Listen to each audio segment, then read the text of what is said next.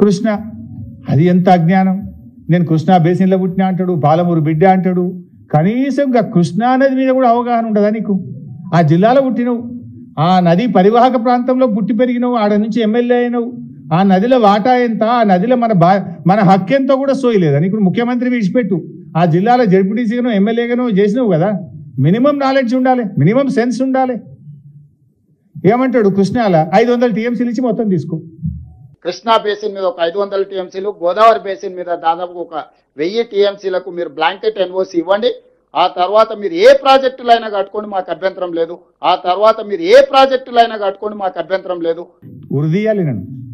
ఈయన చేసిన ద్రోహానికి నేను ఉరిదీసినా తప్పులేదు. ఇంత ద్రోహమా? ఒక ముఖ్యమంత్రిగా ఉండి ఇంత బాధ్యత రహితంగా మాట్లాడొచ్చునా? ఉరిదీసినా తప్పులేదు. ఇది ఎందుకంటే కొన్ని లక్షల వేల కోట్ల ప్రజల జీవితాలతో ఆడుకుంటున్నావు నువ్వు ఇవాళ మిస్టర్ రేవంత్ రెడ్డి. దీన్ని చంద్రబాబు ఒప్పుకోడా? ఈజీగా ఒప్పుకుంటాడు.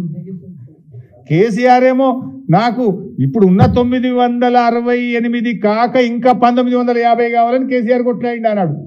ఈయనేమో 1000 చాలంటాడు.